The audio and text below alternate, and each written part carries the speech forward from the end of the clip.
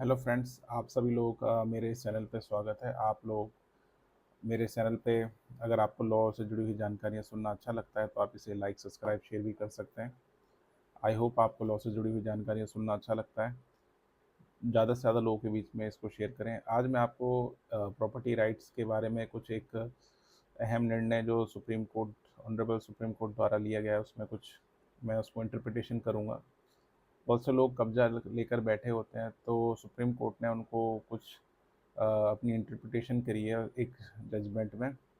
अक्सर लोग मानते हैं कि अगर उन्होंने प्रॉपर्टी की पूरी कीमत चुका दी और उस पर कब्जा ले लिया है तो वह आसानी से उस ज़मीन के मालिक बन गए। लेकिन हाल ही में सुप्रीम कोर्ट ने एक ऐसा फैसला सुनाया कि जिसमें इस तरीके की सोच को गलत साबित कर दिया है। कोर्ट ने साफ कहा कि पेमेंट करना और कब्जा ले लेना प्रॉपर्टी का मालिक बनने के लिए काफ़ी नहीं है। इसके लिए ज़रूरी है कि रजिस्टर्ड सेल डीड यानी रजिस्ट्री भी हो, यानी कि रजिस्टर्ड होना बहुत ज़रूरी है। सुप्रीम कोर्ट ने क्या कहा मैं आपको बताता हूँ। सुप्रीम कोर्ट ने एक नीलामी के केस में फैसला सुनाते हुए कहा कि जब तक प्रॉपर्टी का रजिस्टर्ड दस्तावेज नहीं होगा तब तक कानूनी रूप से किसी को मालिक नहीं माना जा सकता। कोर्ट का कहना है कि भले ही किसी ने पूरी रकम चुका दी हो, अगर रजिस्ट्री नहीं हुई तो वह व्यक्तिगत मालिक नहीं कहा जाएगा। यह फैसला उन सभी लोगों के लिए एक चेतावनी है जो बिना प्रॉपर रजिस्ट्रेशन के ज़मीन और मकान खरीदते हैं। देखिए, रजिस्ट्रेशन के प्रॉपर्टी खरीदते हैं शहरों में कई बार लोग जल्दबाजी में पैसा बचाने के चक्कर में इस कानूनी प्रक्रिया को नज़रअंदाज कर देते हैं।